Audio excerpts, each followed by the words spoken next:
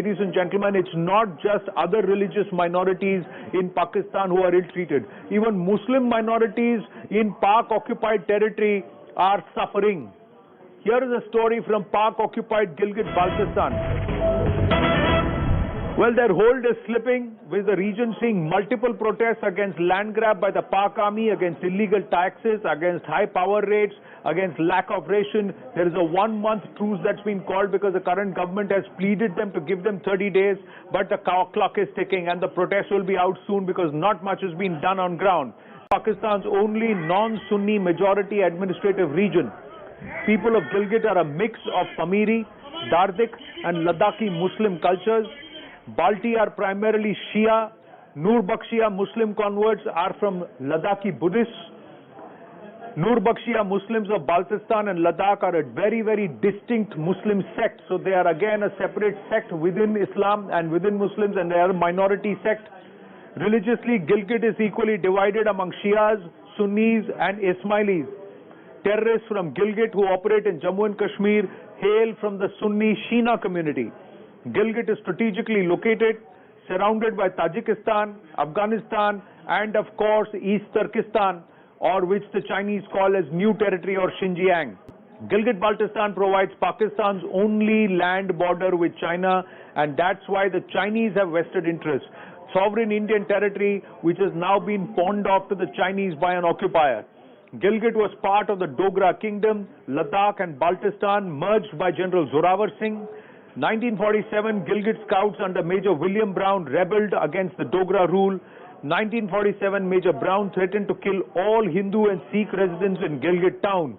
1947, independent Gilgit lasted only for 16 days before Pak occupying that entire region. The treatment of the Shia, Nur-Bakshiya and the Ismailis in this Gilgit Baltistan region is a sorry state of affairs. They have been pushed to the corner, they have been denied of any growth, any development, any opportunity, and they have been made to shout and scream for every single part. They have to take to the streets. For power, they have to take to the streets. For water, they have to take to the streets. For ration, they have to take to the streets. And now, even as they take to the streets, the Pakistan army is moving into their property and seizing that away illegally. Amjad Ayub Mirza is also with us. Amjad Ayub Mirza, you are from that region. Do you agree with this fact that the Shia, Nur-Bakshiya have been marginalized? They should actually be spoken to.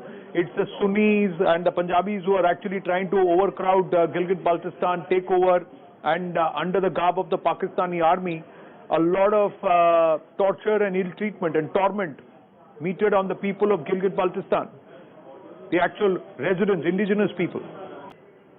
All Shias now are under the threat of this Pakistani onslaught. Afghan Taliban have already arrived with the TTP in Gilgit Baltistan, and it was reported during a press conference 4 days ago held by the former president of the Bar Association, Mr. Rashid Umar.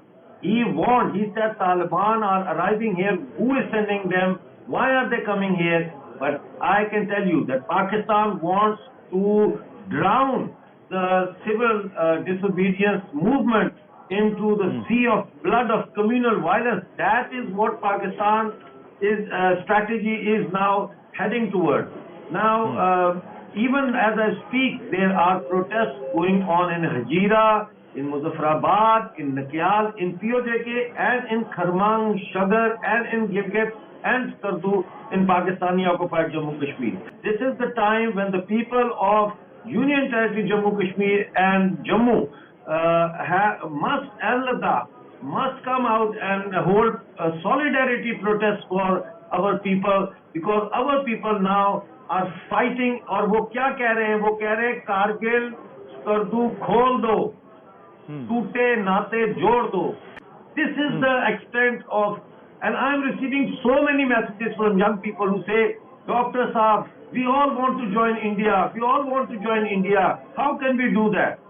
So this is the time is right. It is the duty of every single Indian citizen who is a political activist or a social activist to raise their voice now for the people of PoJK and PoJB. I'm telling you, the conditions for reunification are ripe. The only thing that is lacking is that the people of Gilgit Baltistan and PoJK are not hearing solidarity voices coming out from Jammu, Kashmir and Ladakh. That is the key now. If, for instance, the people of Jammu and Kashmir and people of Ladakh hold big rallies in Leh, in Kargil, in Srinagar, in Jammu city, that will resonate in a big way. So once that happens, then it will trigger into a freedom movement from Pakistan.